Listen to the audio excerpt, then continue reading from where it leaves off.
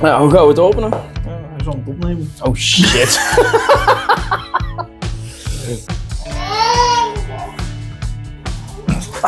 Shrek!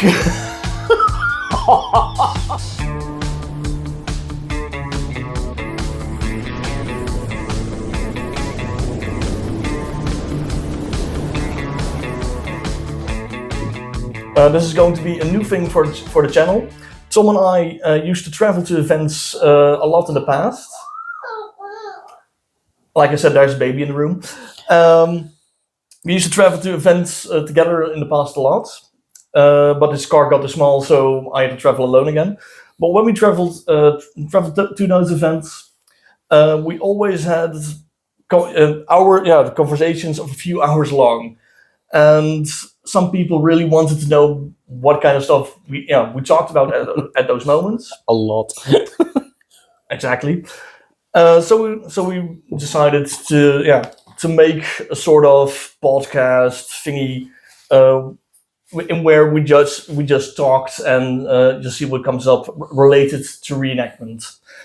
So anything we talk about in these segments are related to reenactment or history, or at least history or reenactment adjacent. So it can be about anything. It can be about specific events, specific experiences. It can be about mental health, about philosophy, whatever comes up. We might have guests at some point. We also had the idea to do this in the car, but that would cost a lot of gas, so we decided not to do that. And first, let's introduce ourselves. Tom, this is Tom. Hi. So, indeed, my name is Tom. I've been in reenactment for about 11 years now, I think. I come from Belgium. My girlfriend, now fiancée, is also inside of the hobby. And I'm more on the military side of 17th century reenactment. And most of the times I'm a pikeman or an officer of pike. So what about you? And I'm Tim. You've also seen Tom on the channel in the past, and I sort of became the face of the channel. Wasn't really my intention, but shit happens. I'm Tim. I'm part of Allemansend, and I've been in reenactment for about 8 or 9 years. I come from the south of the Netherlands. Tom comes from the north of Belgium. So that's kind of how we know each other, because if he wanted to get to events in the Netherlands, he almost had to drive past my house every time. And that's about it for me.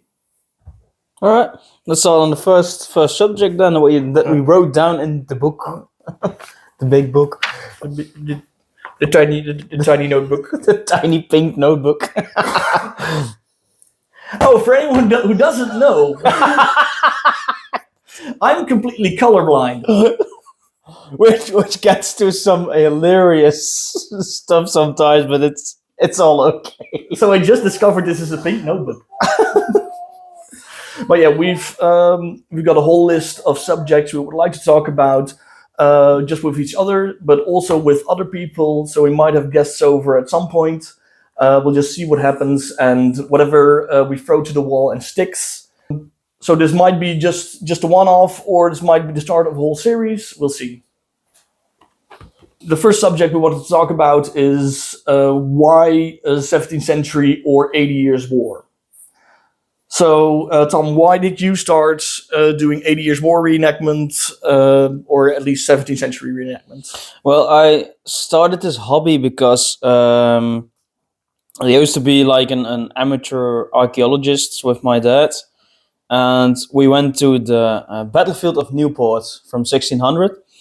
And we actually dug up some musket balls back from the day. And I was really interested in the entire thing of the battle. And from one thing came the other. Found reenactment online. How old were you when? How old were I? I think 15, 16 years old, something like that. When you found the musket balls? When I found the musket balls, yes. And I got into contact with a few groups. Started first at Bergse Batterij in Geertruidenberg, where I I got a role as a pikeman. Did a few events. Met a new group, VKVB from Boertange in the north of the Netherlands. I joined that group. Did a couple of events that were really fun, and I actually grow really close to being like a pikeman full time in the block, doing the military stuff. I really like the 17th century style of reenactment because you have like the military reforms already. So you have like the military drill and the ways you have to cooperate with other people inside of formations. But you still have like the individual type of clothing. So you don't have to be like, oh, you have to buy or make that kind of uniform in that color. You can just wear whatever you want as long as it's suitable for a man of your status inside of the block. And that's what I actually really like. It's kind of there's still freedom, but you also have the formation military drill kind of idea, and that's what I really like about it. And then after a few years, when I was part of VKVB, we actually started up our own group, Spiesdraegers, 1625. And we're now kind of a big group already in the Netherlands, and we specifically do pikemen and camp followers. And how old is Spiesdraegers at this point? Spiesdraegers officially started in 2020. Wonderful year to start reenactments because we just came up and it was like, okay, everything has to close down because of COVID. So we were like, oh, that's a bummer. 2 years without events. Yeah. But we started off with 5 people, and now we have a group of at least 30 members. So we grow pretty fast. Yeah, you guys grew pretty quickly. Yeah. Yeah. Now, with me, it's stuff took a little bit of a different route. I used to be, used to frequent Ren fairs quite often in the past. And I kind of got lightly exposed to the idea of reenactment and LARPing and stuff like that in that period.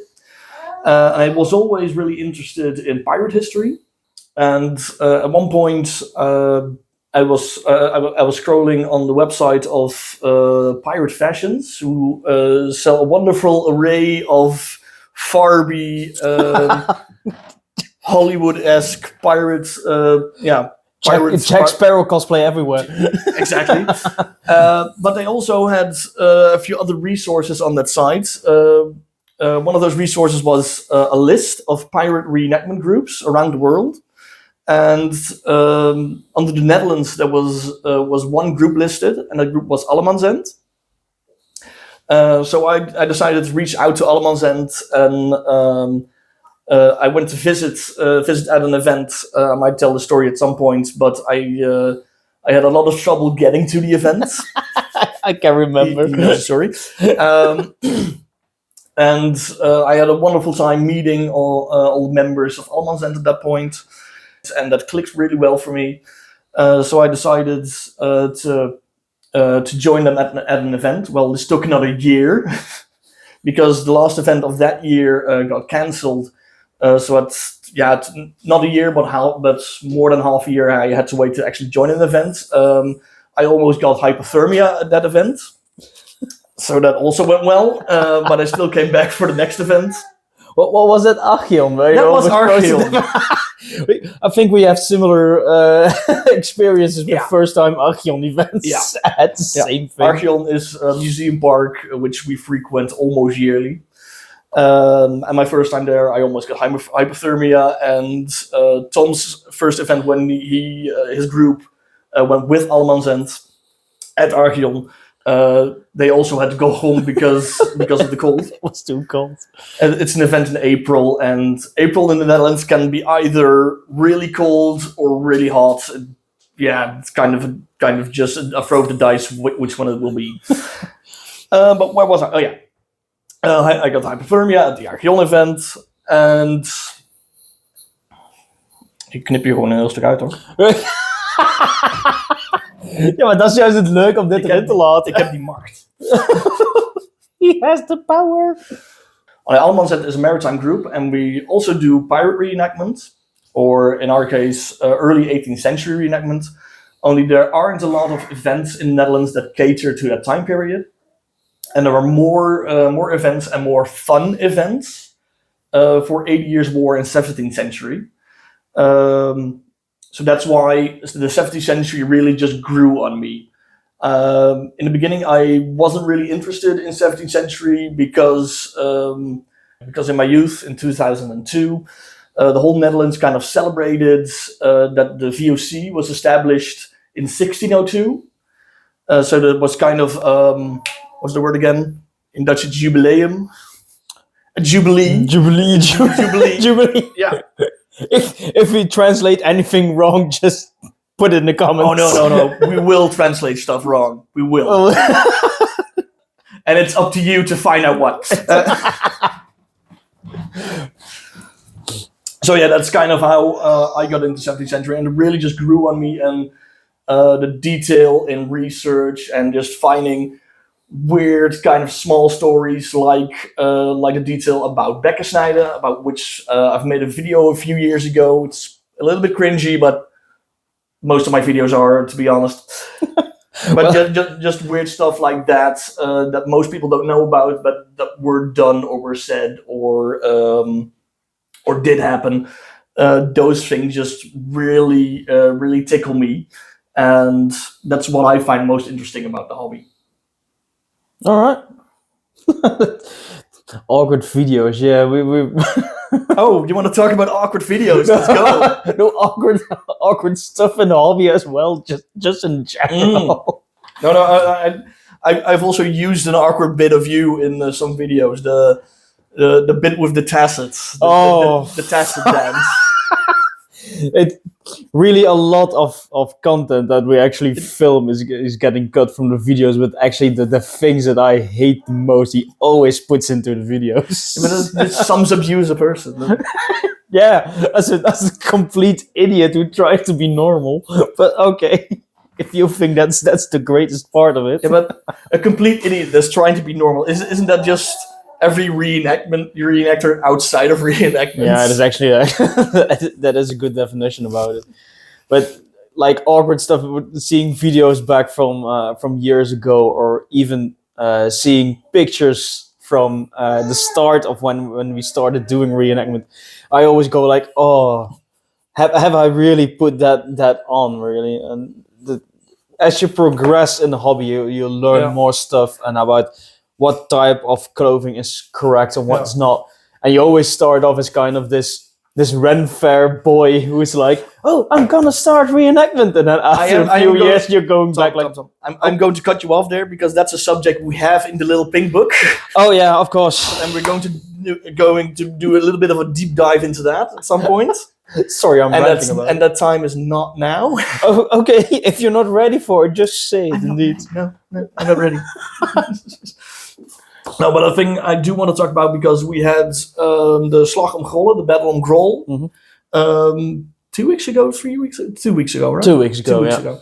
And I kind of want to do a little bit of a talk about that and how that went and how the event was for you and also for me.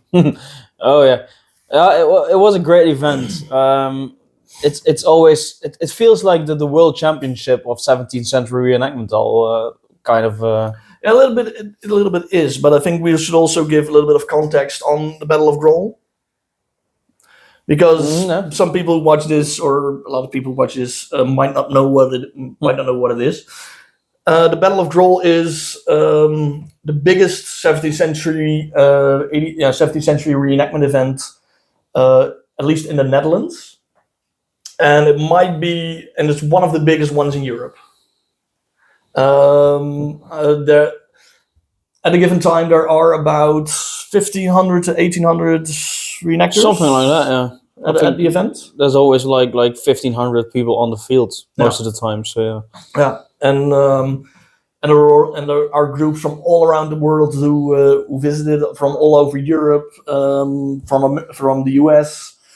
I believe there's also a group from Australia. Yeah, there's a group from Australia there. Yeah. I don't know if they are on the battlefield, but they're surely at the events. Yeah. So people come from really just all over the world to join the event, and put on a good show for the public.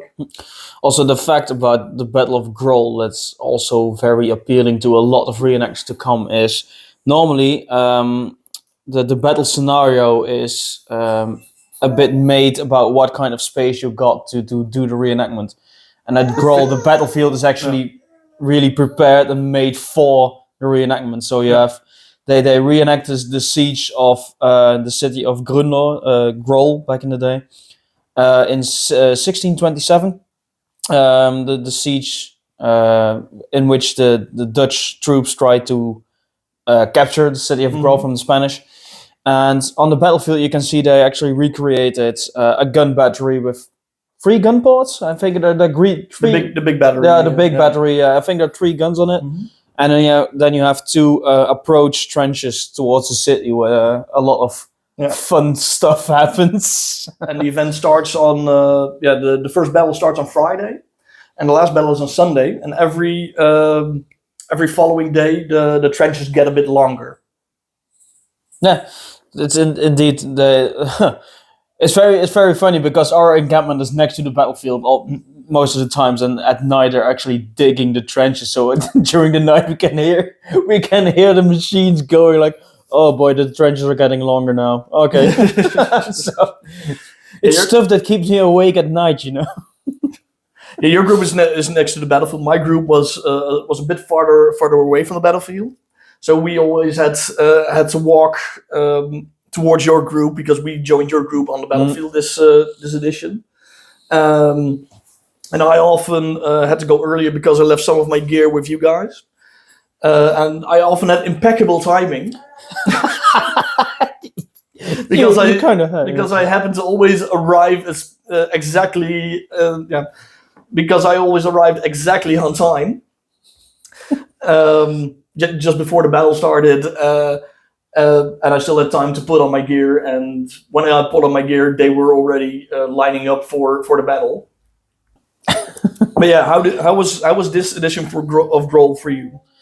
For me personally, it was a really fun one. Battles were fun.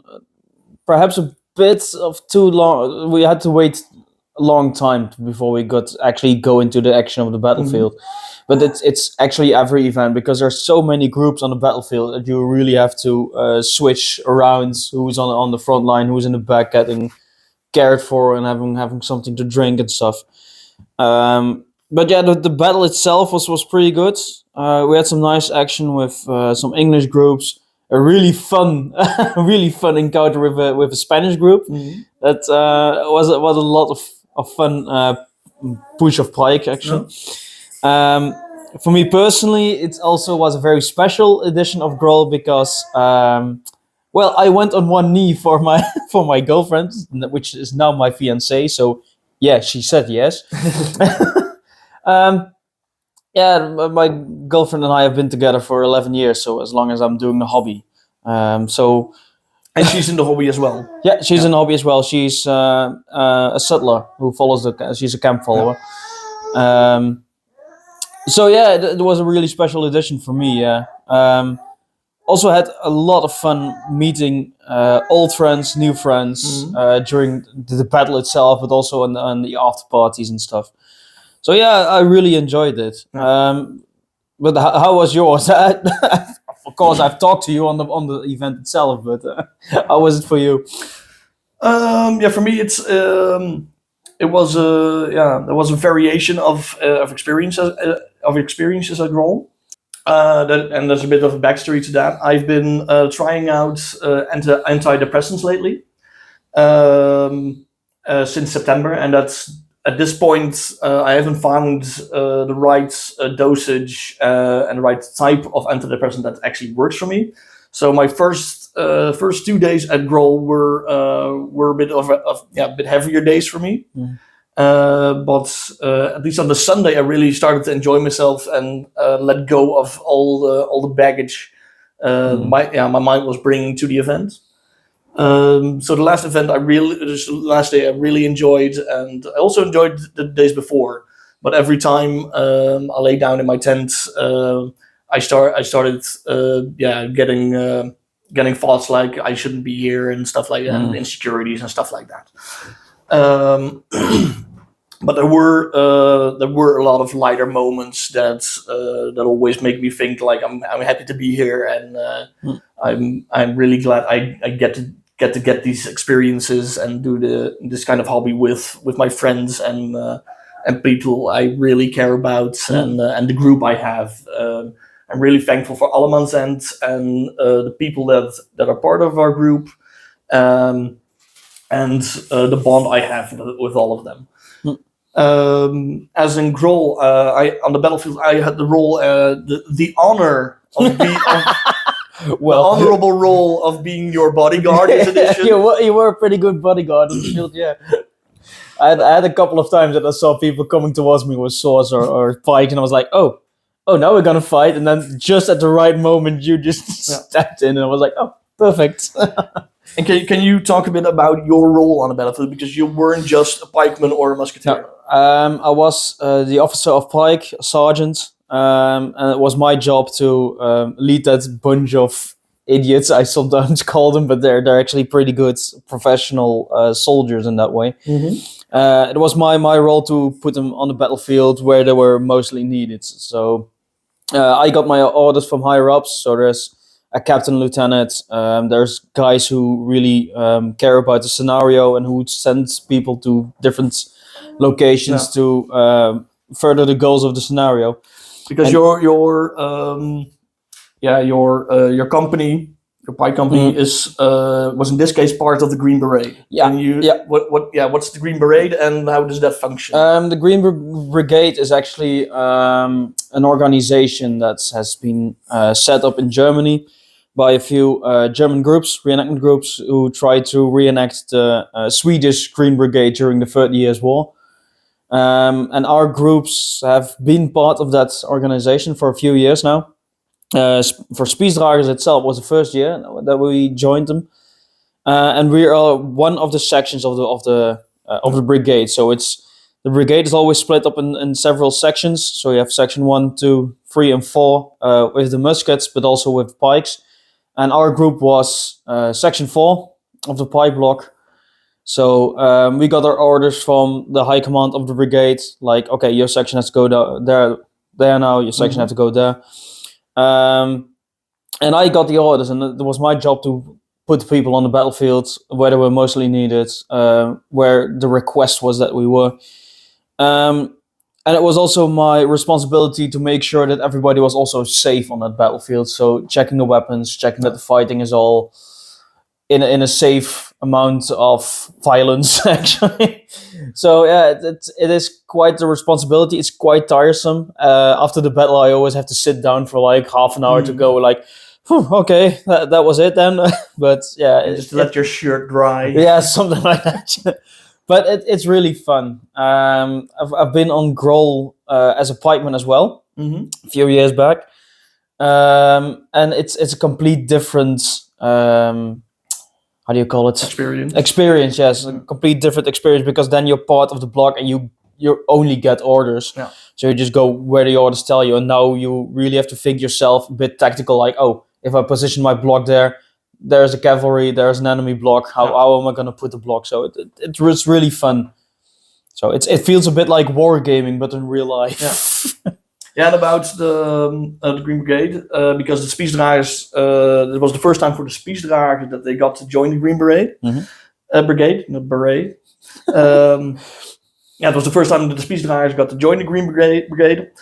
But you used to fight with the Green Brigade when you were with VKVB. Yeah, I've been a pikeman in the block with VKVB and then also with Green Brigade. So. And also this time with the Spiesdraegers, because your group has grown exponentially in the last few years. You had the biggest pike block within the Green Brigade. Yeah, we had a pretty big block. Normally the biggest block of the biggest section in the brigade is like 18 pikemen. But now our block was a combination of Spiesdraegers, VKVB, Allemansend, So we were with 3 groups, and we had a block of 22, 24 pikemen at some point. So yeah, we were kind of a bulldozer on that field when we had to go into a pike push. And 24 pikemen doesn't sound like much in a historical context, but on a reenactment battlefield, that's kind of a big thing. Though historically it would be about 4 times as big. Yeah, normally the brigade, as we're formed up, is like around 150 men. That's company strength back in the day. The brigade would be like 500 or so. Yeah. Getting that on the field realistically isn't possible right at this moment. No, especially not on the battlefields that are available for the hobby. But yeah, back to Grolle. Yeah, back to Grolle, yes. Because you had the role. You had an officer's role at Grolle. I was your bodyguard this time. How did the days, the different battles at Grolle compare to each other? How does that evolve? Well, the first day is always the same on the Friday. It's always the same. You have like the officers meeting in the morning, and you have fun with all the officers coming together, having a chat, seeing each other for a couple of years. And then you always notice at the first battle, everybody is a bit cautious about how they're just feeling each other out. Yeah, they're like, okay, can we push hard? Can we push? Should we be more careful? So it's always a bit a little tic-tac that's going on. No one's going in full. Everybody is also like, if I'm getting hurt now, I'm not going to do the other 2 days. So it's a bit on the calmer side. Everybody was fine with it. The Saturday is always kind of the roughest day for some, because there's a lot of trench fighting. The scenario really predicts that there's a lot of fighting inside of the trenches. We had a couple of really great, intense fights with an English bloc who tried to come over the top of the trench and get inside. I just noticed at one point that my pikemen were just grabbing them, pushing them into the trench, and getting them out on the other side. Them out on the other side. I was just laying there like, what happens? So it was really fun. There was one moment that the pike block didn't really got my commands, and everything just went wrong at that moment. And you could easily blame the men for it, but it's actually also a fact that you're on the battlefield. There's musket shots everywhere. The cannons are firing, people shouting. It's really hard as an officer to shout on top of that. Yeah. You just couldn't. And the problem was that the block was just hearing parts of my command. So I was telling them to like right about face, and the only thing they heard was right. So they was like, okay, right, but what do we have to do right? So it really got a bit wrong. But after a couple of minutes shouting at them and really just dragging them to the dirt, they actually were like, oh, fucker, well, next time better then. Yeah, and reprimanding them after the battle. And reprimand them after the battle. We're like, okay, guys, this went shit. Next time we're gonna do better. And I really noticed on the Sunday when we were on the battlefield ready to actually go in, you could just see it in their eyes. They were like, okay, the first block that we can stand against is just gonna be blown to smithereens. And it was actually a fun part because we got on the battlefield. Our commander from the Green Brigade, he was looking around for the action and was like, okay, there's a block about to break. You go in. So I went up behind the pike block that was about to break, and the commander of that pike block came in like, well, we've tried 3 times to push through them. It didn't work. Good luck with you guys. And I was like, okay, good luck. I told my men. Previous one, tried 3 times, they couldn't get through. We were going to get through. And the shout that came out of that block, the hairs in my neck were just standing upright. I was like, oh, okay. Really have to be careful they don't really hurt people this time.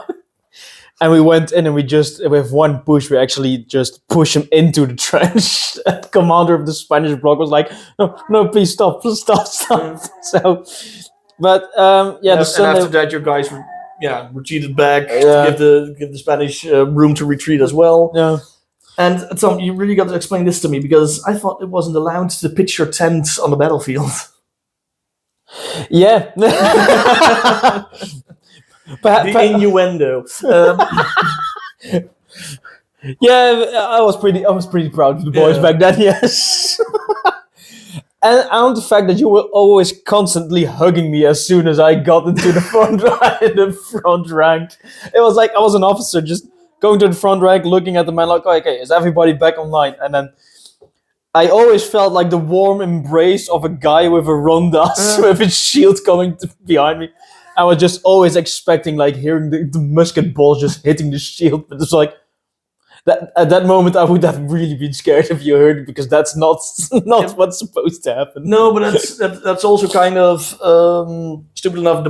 Because it was my first time as a rondassier, a targist, or I think the Spanish term is rodalero, but Something like that. Yeah. something like that.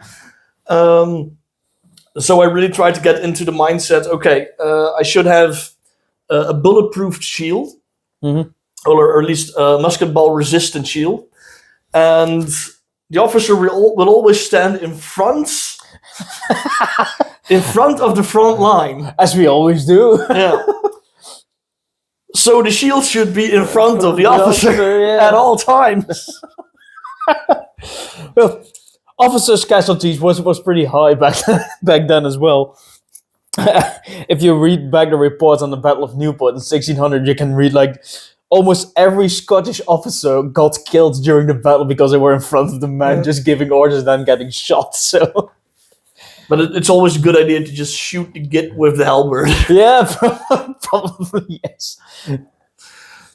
Kind of made me think, why would you put feathers on your helmet? Because you just make yourself a bigger target, but then also target practice with muskets. Yeah, they actually can shoot pretty accurate. Yeah. So, muskets can shoot a lot more accurate than a lot of people these days tend to think. Like it was, I've read accounts of 17th century buccaneers that they actually shot fruit out of the trees by not shooting the fruit, but shooting the stem of the fruit with a 17th century musket. But that's actually pretty nice. Yeah. It's pretty impressive. And they kind of made a game of it to not let the fruit explode. Well, guess what happens to Ernst Casimir? was it Ernst? Ernst Casimir? He wasn't a fruit though. No, but his fruit got smashed open. So. Yeah, he popped his melon. Yeah. No, helmets are just for sissies. I'll look over the parapets myself. No, it wasn't a good idea. Nou ja, daar is Ernst Casimir. The hat of Ernst Casimir is still in the Dutch Rijksmuseum, with the bullet hole still in it.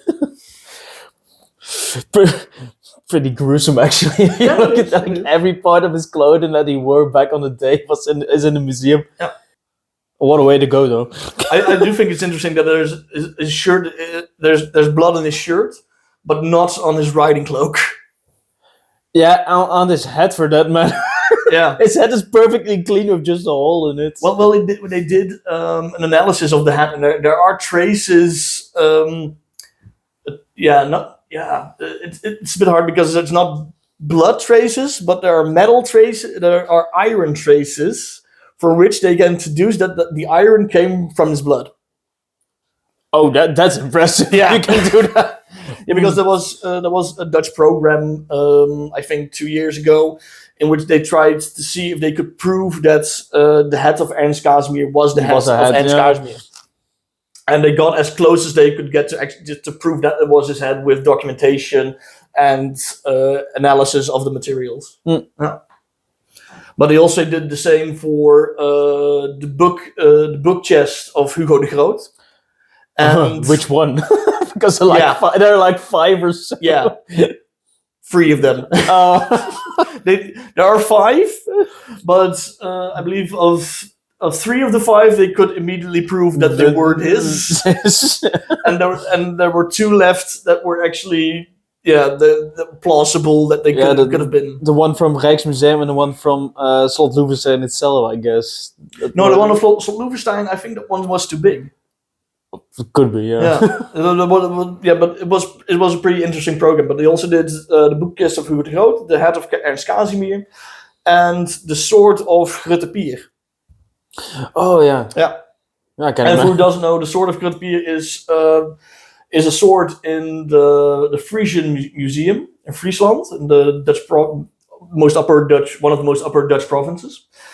It's an enormous heavy sword that's been attributed to Grotte-Pier, a Frisian pirate who pirated on the Holland provinces from Friesland. And the one that actually see it was this sword owned by Grotte-Pier or used by Grotte-Pier, or does it stem to that time period? And it's kind of the consensus that the sword was never used or owned by Grotte-Pier, but it was just a large bearing sword that hung in that hung in the town hall of, what's the capital of Friesland again? Leeuwarden. Leeuwarden. Yeah, that hang in the town hall of Leeuwarden for a really long time. And through that time, the sword got attributed to Grotte-Pier because it was such a big sword, and Grotte-Pier was a very large man, and his myth is even larger than the man. So he would have used an enormous sword. And the only thing they could prove with that program is that it dated to about the same period, and that there was some damage to the blade that could either mean that was used in battle, or that it fell over sometime. Yeah, probably the last one though. Yeah, probably the last that's also what I think, because they also had an expert. What's his name again?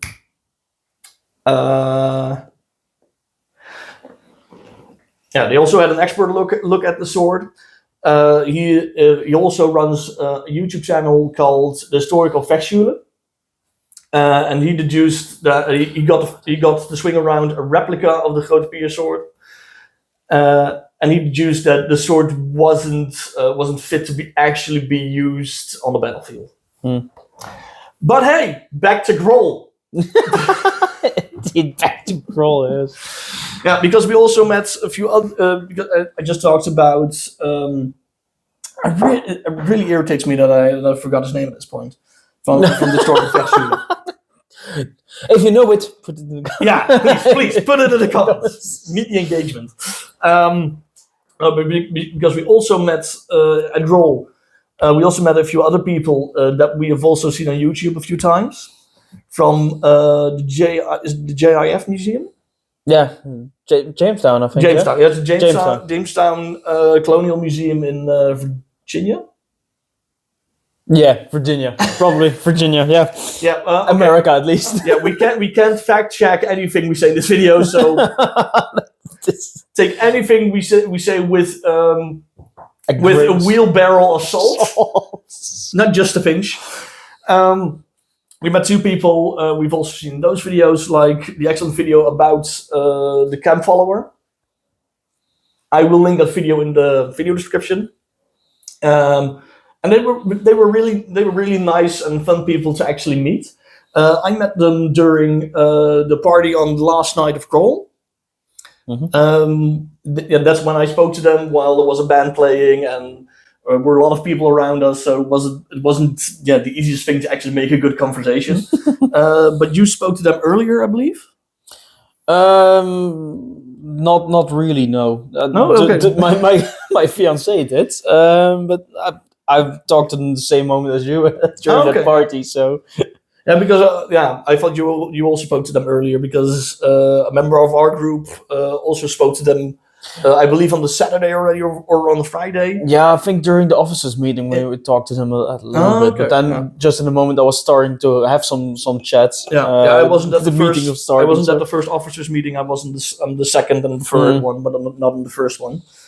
But that was really nice to meet those guys, and actually to hear that they had appreciation for the channel and what we try to do, even though we don't have any budget or anything, and this is all just because this is a hobby that we love, and we really like to show that to the world, and get more people to join the hobby and spread some of the knowledge that we have and find some of the knowledge that other people have, and really see it all come together in appreciation for history in general, but specifically for the 17th century, which for a lot of people, isn't really a thing that's a lot on their mind. No, it's pretty. How do you call it? It's not very well known by people what kind of history is all packed into the 17th century. That is it's a niche. It's yeah. a niche. And you would almost call it the fetish, actually, but that's only for you and Alan and a few really specific people. I guess. No, but it's a really niche hobby, at least in the Netherlands. I believe in the UK and in the US, the concept of reenactment is a lot bigger than it's over here. At least the general public knows about it. In the Netherlands, the term reenactment is pretty unknown. Like especially here in the south, when you say I do reenactment, you really need to explain what you actually do. Yeah. And when you explain you do 17th century reenactment, people have never heard of that actually taking place, or that people actually do that. People actually only know about, if they know reenactment, they only know about medieval or Second World War or Napoleonic. Sometimes Roman. Roman is also one of the bigger ones you'll find in the Netherlands. But 17th century isn't really. People know a little bit about the history of the 17th century in the Netherlands, but they don't know about the hobby or a lot of the specifics about reenactment. Well, most know about the history because of Stille Willem from Studio Massa, but that's the only thing. Yeah. Stille Willem is a sort of comedy sketch rap parody, actually. Of the 17th century William the Silent, Willem van Oranje, and it's a thing it's a parody thing, but you can really see that the guys who made it actually did a lot of research. A lot more research than something like that actually deserves. But that makes it. But yeah, because there's so much research. In that comedy skit or comedy song rap, whatever you want to call it. It's something that a lot of reenactors really like, because reenactors just really like when people put in the effort in making something that has to do with history. And I think we're going to leave this first episode there, and we'll see if there comes next episode or whatever. I hope you guys really like this, and we'll maybe till next time, maybe not. But if this is really crap, we'll never do it again. If we like it, we'll maybe do it again. We'll see. And if you have any questions, please leave it in the comments. If you came across any of our mispronunciations, please also leave it in the comments. Oh boy, the comments are going to be full of it. Do it. But yeah, because we really would like to have the channel grow a little bit, and all our videos can really use your engagement. If you'd like to see more of our videos, please subscribe to the channel, and we'll maybe see you in the next video. See ya.